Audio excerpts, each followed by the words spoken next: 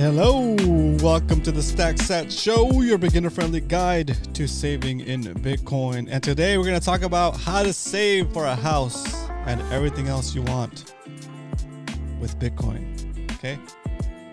How saving in Bitcoin can help you get to your goal faster, whether it's a down payment on a house or outright buying a house or a land or a car or a used car or a new car, right?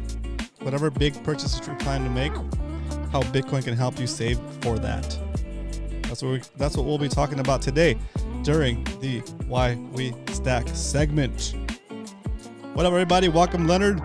Round of applause from the live studio audience for Leonard and Carl. Let's go. This is the hat. This is the hat that my kid wore to school that got him reference to a poop coin. I told him, don't wear that. I'll wear that. Anyway. Exclamation point hat in the chat if you want to get a link to where I got this hat. It's on my own site. It's called Bitcoiner's Closet. I make Bitcoin themed stuff for people that are into Bitcoin and want to share the signal. Okay? All right. Let's get into the first segment of the show, of course, which is the SAT strength.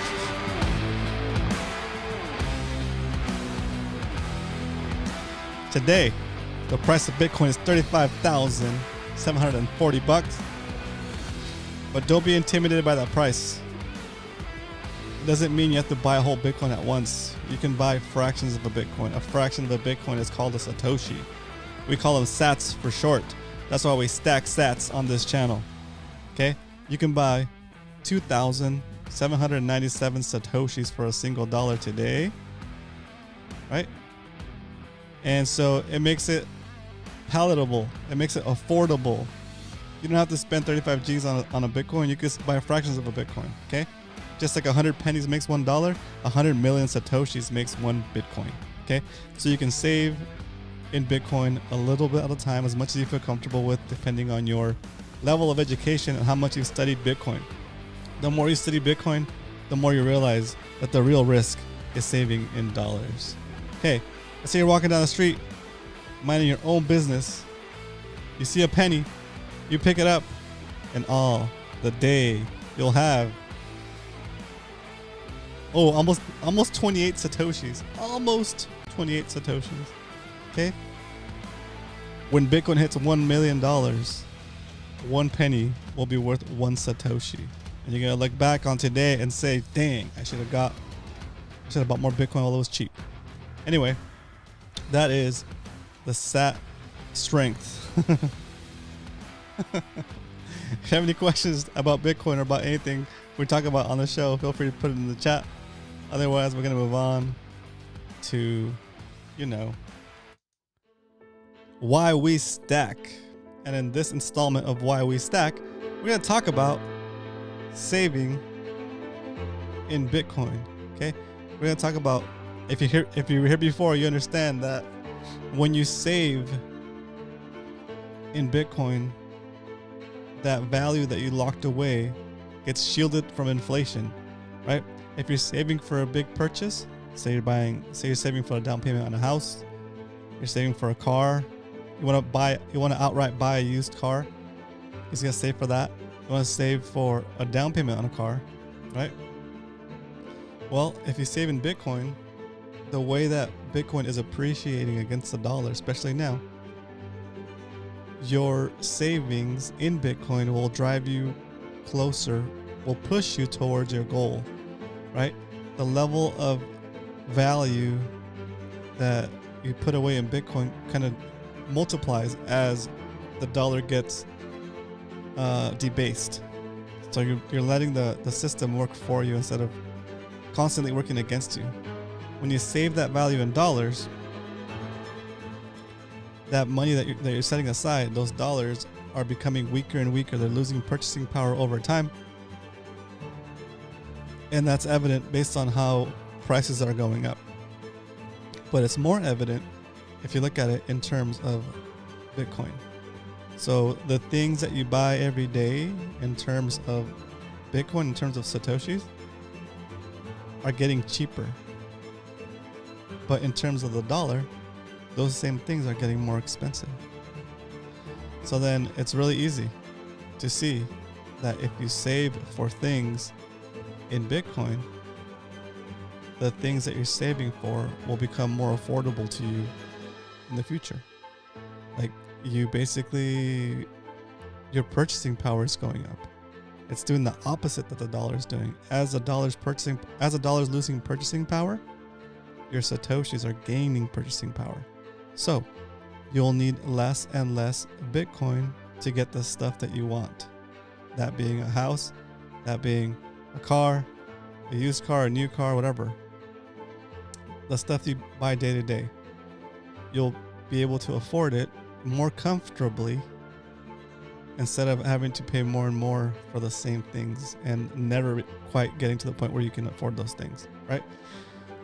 I like to say if you're working 2 jobs and an Uber on the side and still can't make it, there's a problem, right? And it's not a problem with your effort.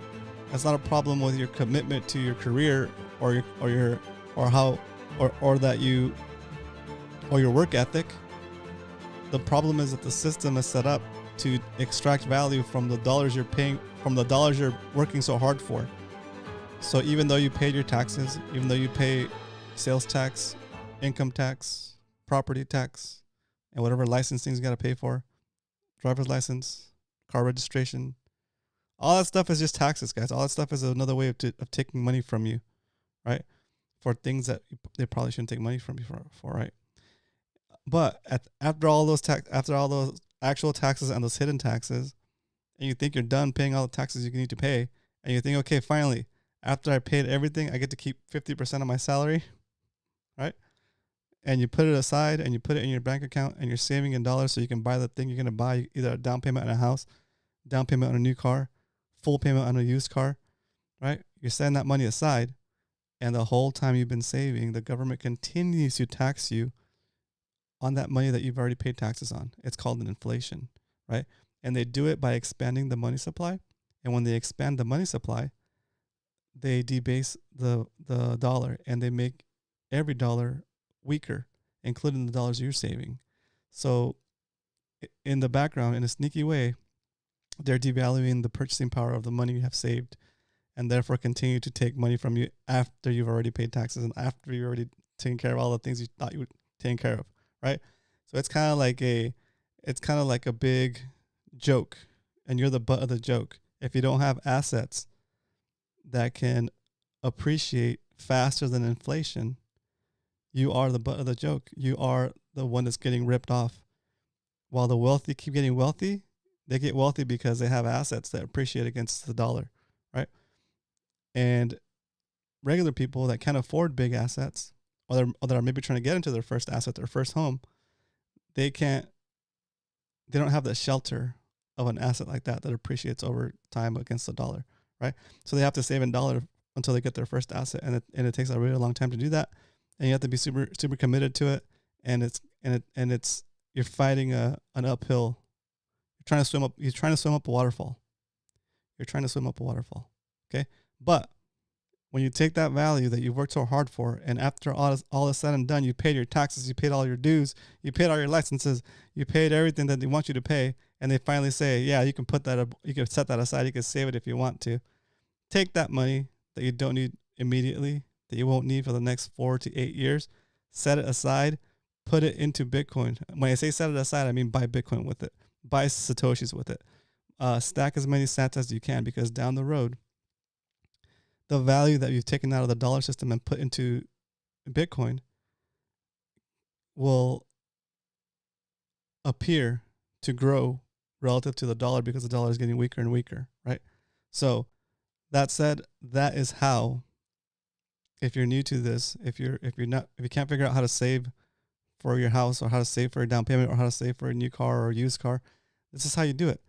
Save in Bitcoin, okay?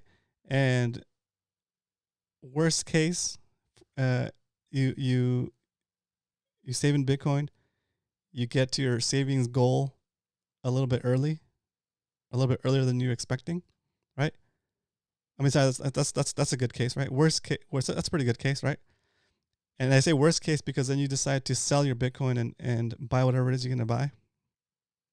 Well, what I hope happens is that you start saving in Bitcoin. You see how good of an asset that is, and you just and you come to a realization that it's not worth selling your Bitcoin. Why would you sell your Bitcoin for a car, for back for dollars, or for even a home when you know that the best asset class is Bitcoin, right? Well, it's just a way to get you on the path. Once you're on the path, you'll realize that, and you'll continue to save in Bitcoin. You'll continue to get more and more SATs, and down the road, when the price of Bitcoin goes through the roof, through the moon and past the moon, you'll have an asset that'll be worth more than a home, more than any car, more than anything that you can continue to use in the future, right? You use it as you can use it as the wealthy these days use assets that appreciate against the dollar, right? So you'll be in that class. Just ate another butter. Wow, let's go. Old Man Bill's in the house. Round of applause from the live studio audience for Old Man Bill. Old Man Bill's BTC. All right, so that is how you would save for a house or anything you want. Save in Bitcoin. Start to understand it, and eventually you'll realize that maybe that thing you've been trying to get is not as valuable as it is to hold those SATs. Anyway, down the road, your SATs will be worth so much that you can take loans against them, and as long as you stay solvent, continue to work, pay back those loans, you can buy the stuff you want to. You can be your own bank. Okay. All right. That said, I have some good news for you guys, especially you, Old Man Bill's BTC. Remember how yesterday we were talking about trying to get a guest in here, right? Well, yesterday, Simply Bitcoin had an interview with CJ. I forget his last name. I'm not gonna say because I'll probably mess it up. A really good interview, really good way to detail how like the money system works and how we are. Whoa, what happened here? How basically the government is insolvent, right?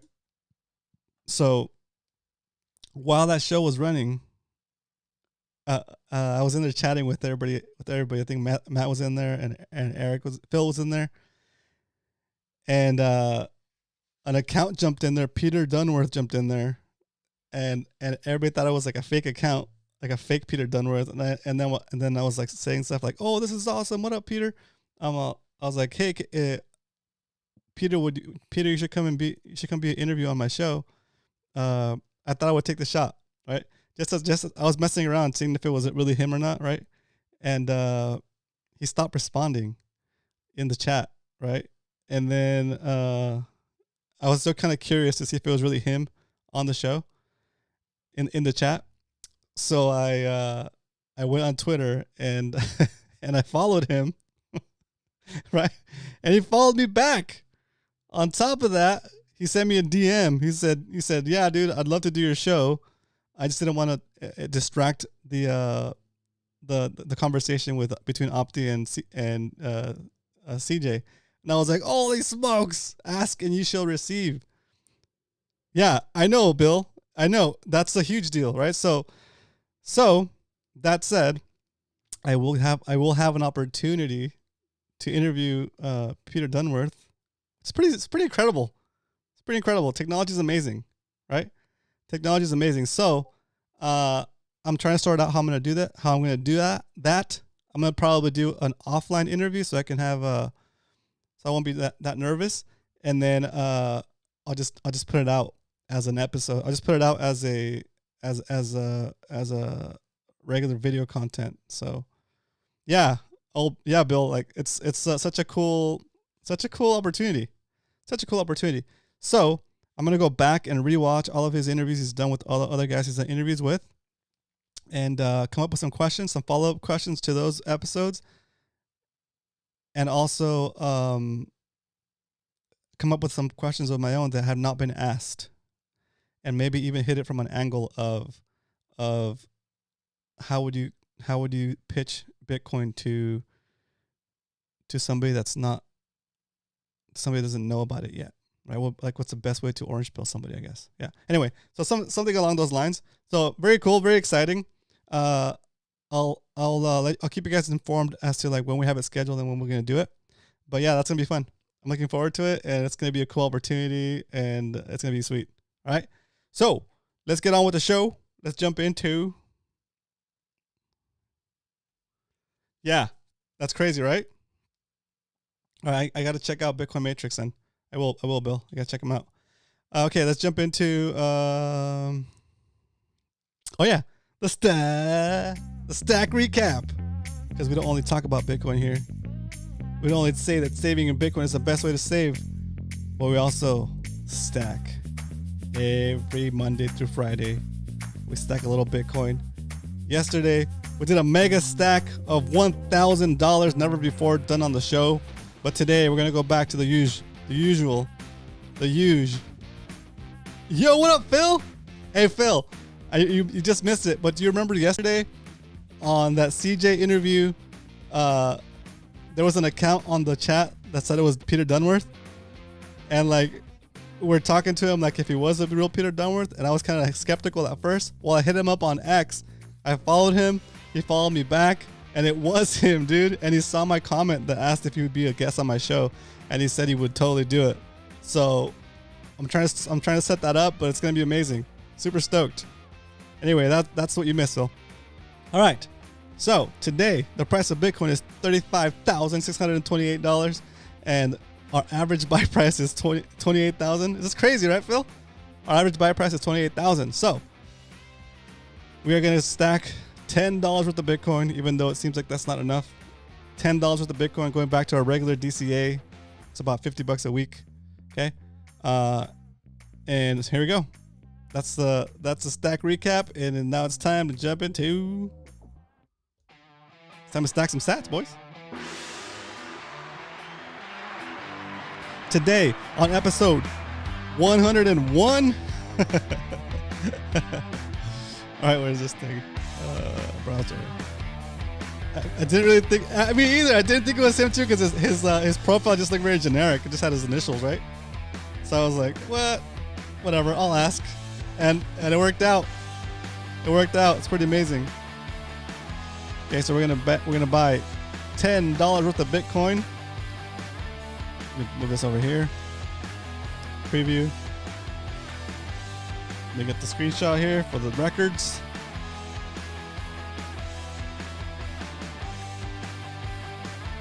All right. Adjusting the screen size. All right, coming back to the browser. Here we go. Cut in the music. Drum roll, please. We're stacking $10 worth of Bitcoin. We're paying 10 cents in fees. How many Satoshis will we get for these 10 bucks? Yeah, and then he stopped talking in the chat, Phil, because he didn't want to distract from what CJ was saying. That's why he kind of like went off the grid for a little bit. But that's so sweet.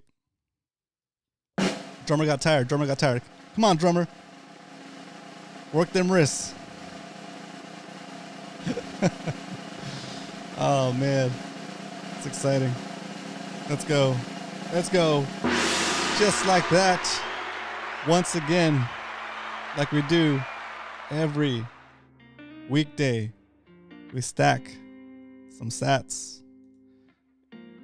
and chill. Stack some sats and chill. All right, we're gonna update the spreadsheet and talk about a little bit more about the topic at hand, which is how to save for a house or for anything you want. Start saving in Bitcoin, guys. See? Start saving in Bitcoin.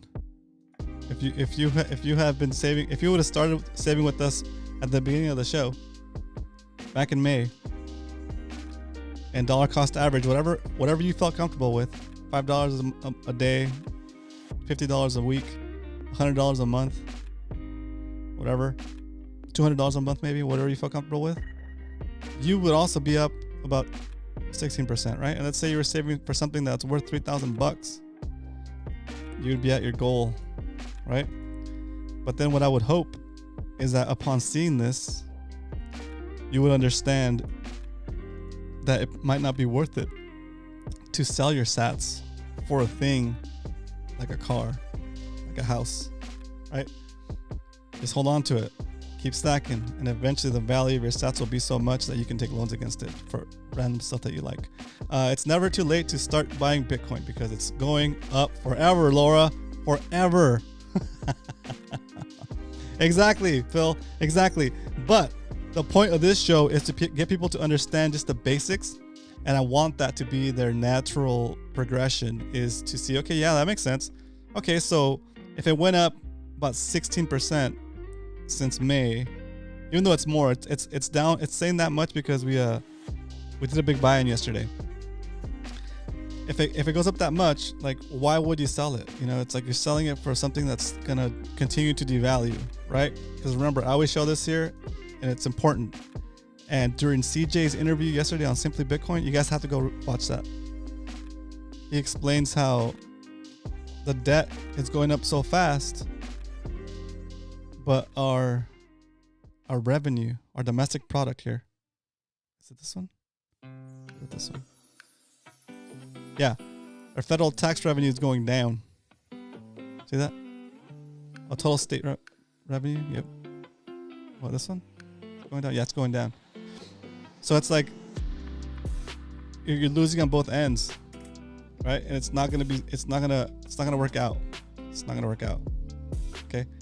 So you continue to save in sats so that you can continue to be shielded from that inflation. Okay, because that's not gonna stop. Okay. No matter who gets elected, it's not going to stop. All right. So let's update this sheet real quick. I almost feel bad updating it with just $10. But this is the plan for the show, so we got to stick with our plan. Stick with the DCA for the show. I have my own DCA on the side, guys, and I've been going crazy on it. So 35.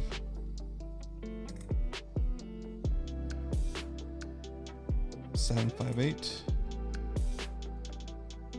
That's so sad. $10.10, and that yielded 0.000279666. In other words, 27,966 satoshis. Not even 28,000 satoshis, guys. We're so, because the price of Bitcoin's gone up, so we're so. Oh, it just dipped. Oh well. Okay, so just copy this here. Copy. So this chart up here is taking the average of all of these, but it's not weighted for the amount of satoshis I bought. So this is kind of wrong. The real average buy price for me, when you account for the volume of satoshis bought during each transaction, is actually 30,445. That's our average buy price. So anyway, it's still below Bitcoin's price is still above our average buy price. YouTube is acting strange. My happy face icon below where I can say keeps disappearing. Interesting. I really don't like this little heart on the side because you can't read the end of that text. It's really annoying. They should make it like transparent so you can read what's behind it. All right. Is that it for the sat count? I think so. We got up to we're almost to 9 million sats. 10 million sats. We'll be at that's crazy. We'll be at 0.1 Bitcoin soon, guys. 0.1 Bitcoin. Where's the poll? All right, let's do a poll. Thanks, Bill.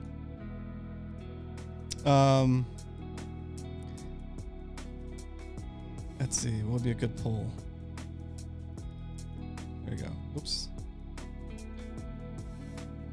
Poll.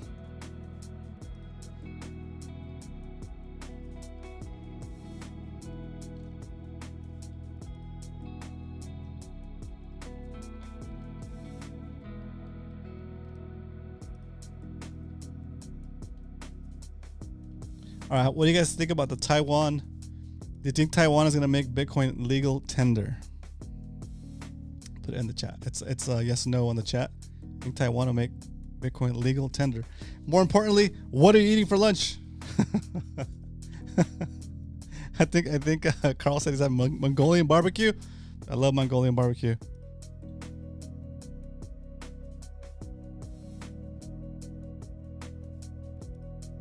so funny. All right, I'm having a. Oh, Bill, I love Indian buffet. Dude, Bill, we got off on the wrong foot. I think we would get along. I think we would get along, Bill. Yeah, at least go out to lunch, have some Indian buffet, talk about Bitcoin loudly amongst the crowd.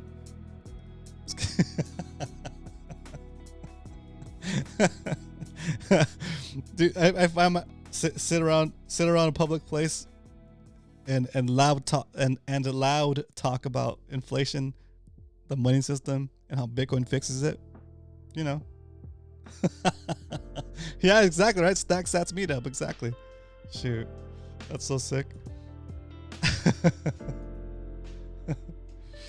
Oh my gosh. All right, boys. I'm not trying to cut you guys short, but I'm gonna ask you guys questions if you guys don't ask questions. All right. I'm distracted by. It's interesting because.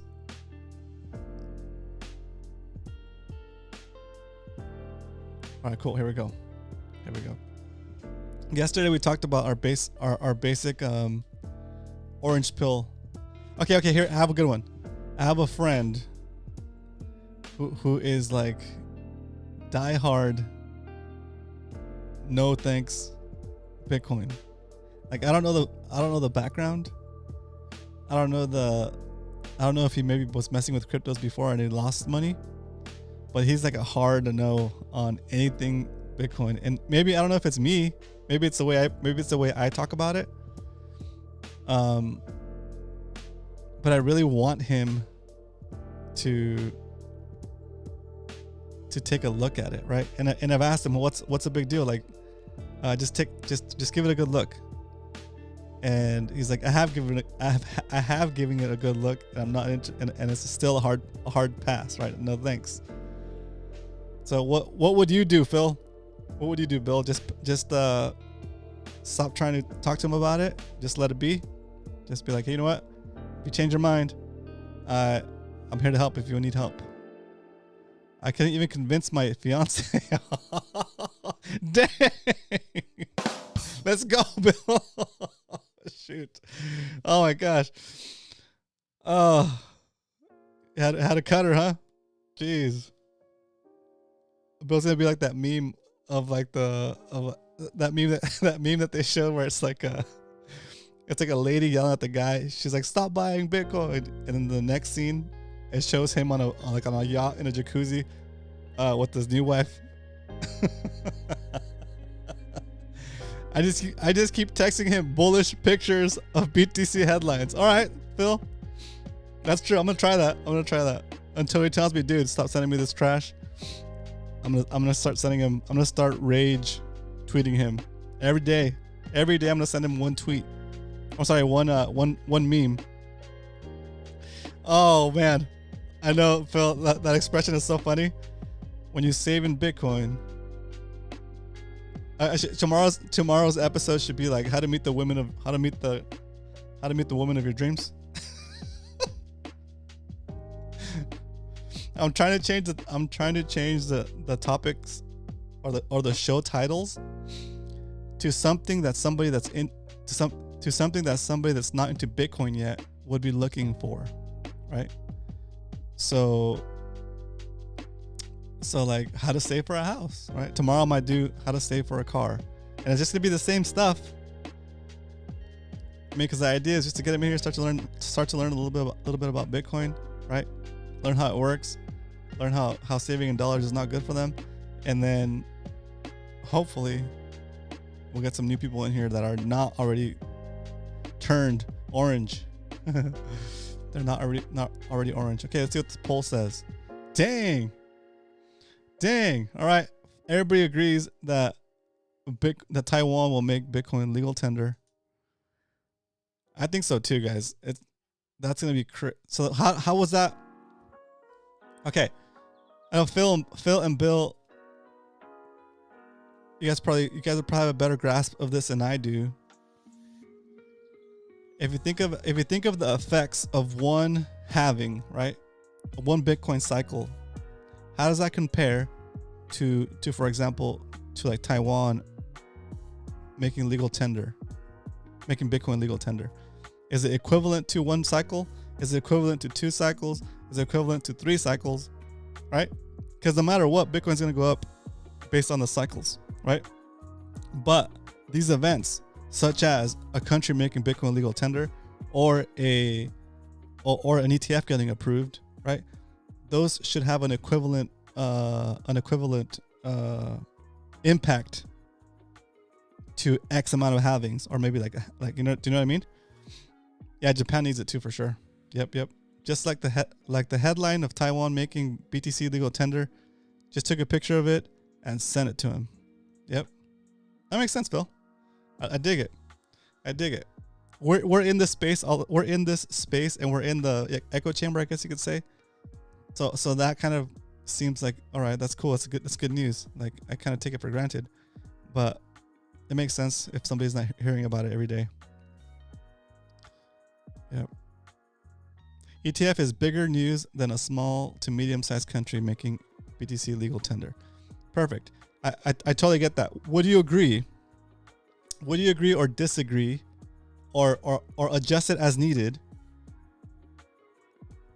My what I've been telling my friends, and my thesis is this: that like if you just buy Bitcoin, hold on to it for 2 cycles, it'll be like if you bought Bitcoin 10 years ago today, right?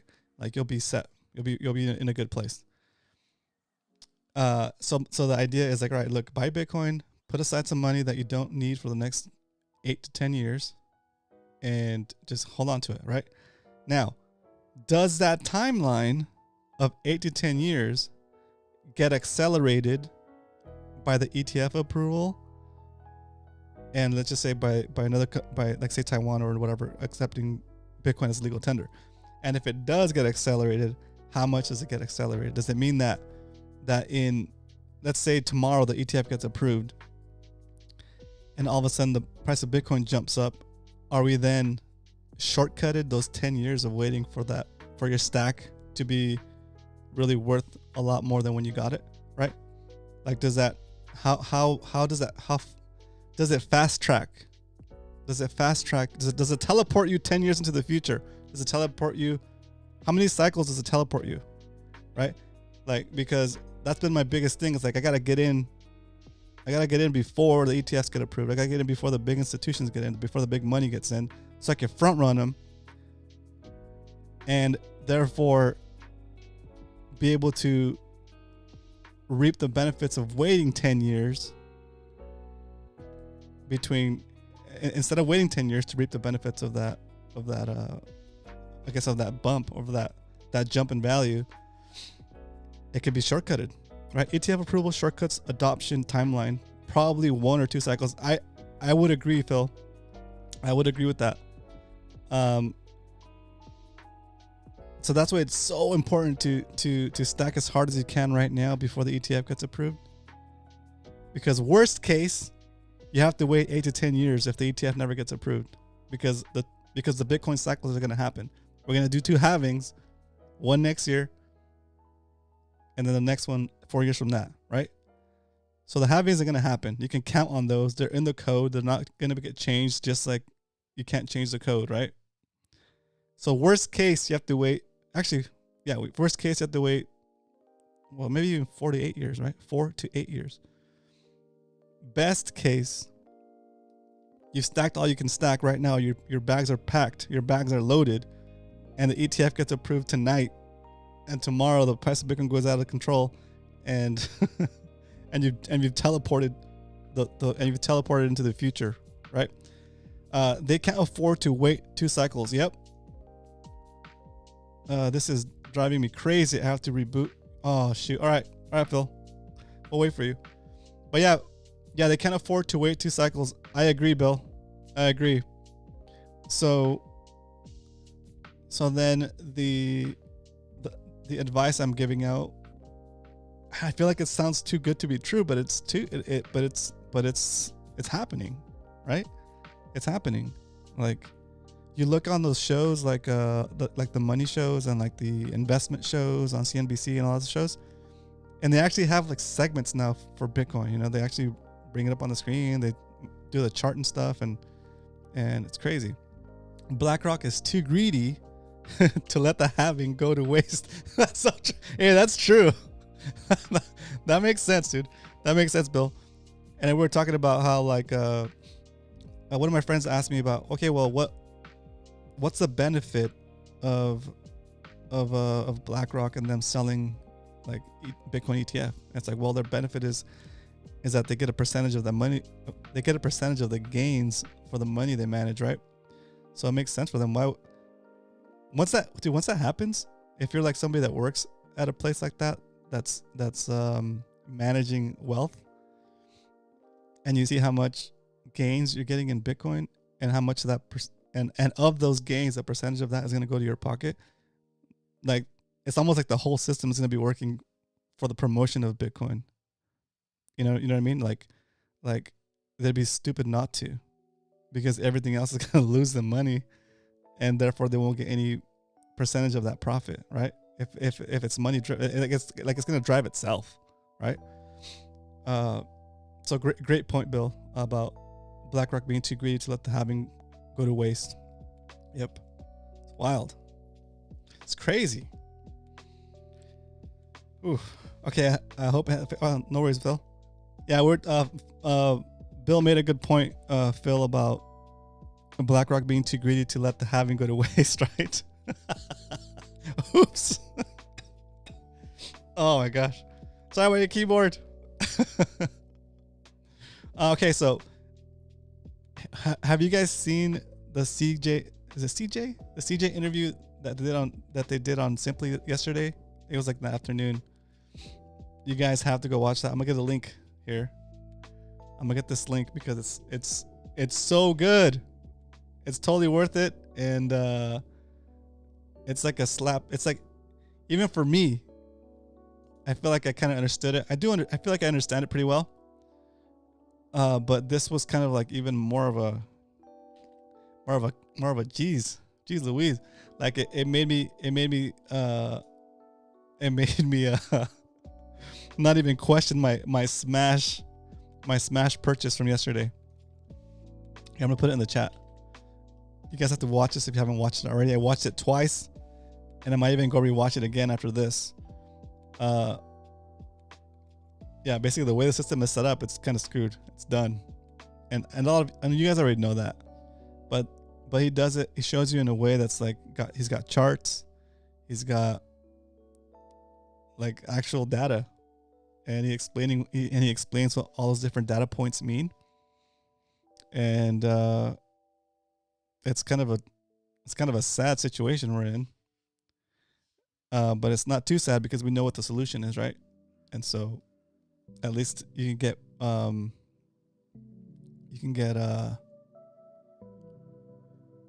know, what do you call it? Bullish AF. If you're not already bullish AF, you're gonna get super duper bullish. Oh my gosh. All right. That's so funny. So that was a good pull. That was a good one. Okay. So I was thinking about, I've done interview shows before. I've done interview shows about I used to do a spearfishing podcast, right? It's called The Spear on you probably find it on Spotify. They're old episodes. I did like 80 episodes of The Spear. It was a fun show. I interviewed spearfishermen from all over the world. Spearfishermen and women. And that's kind of where I started that's kind of where I started my interviewer journey. So I feel prepared in that sense to interview Peter. But I just don't want to have like I just don't want to make dumb questions. So I'm a little nervous as far as that goes. Like it's like I feel like am I gonna have difficult enough questions for Peter? And I don't want to squander that opportunity.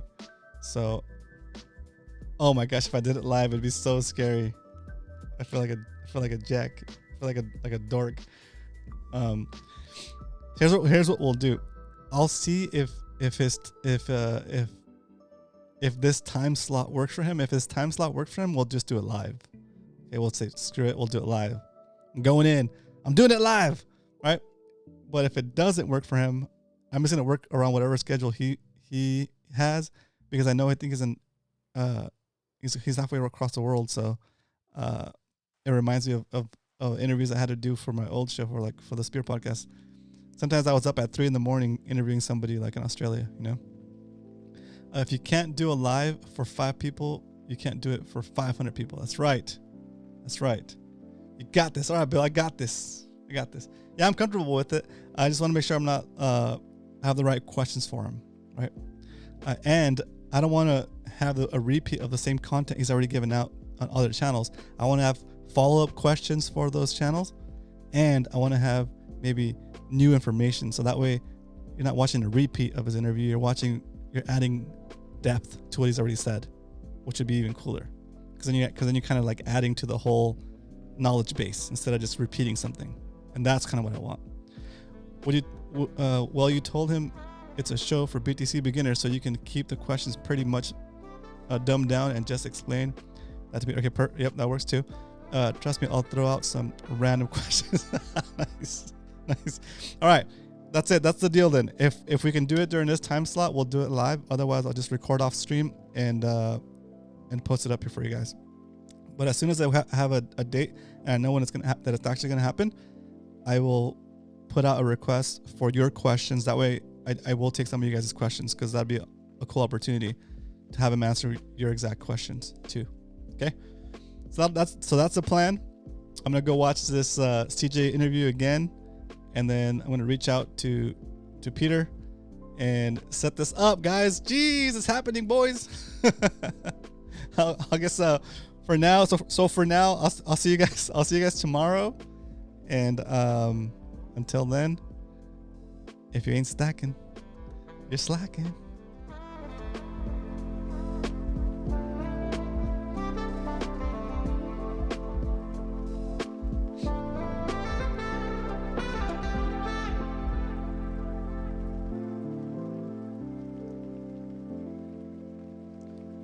Hey, thanks, Phil. I'm going to check that out tonight, too. I'll check that out right now.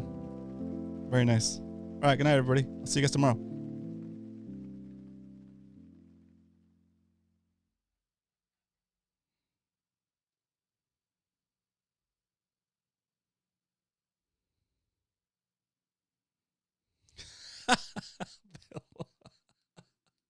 Let's go.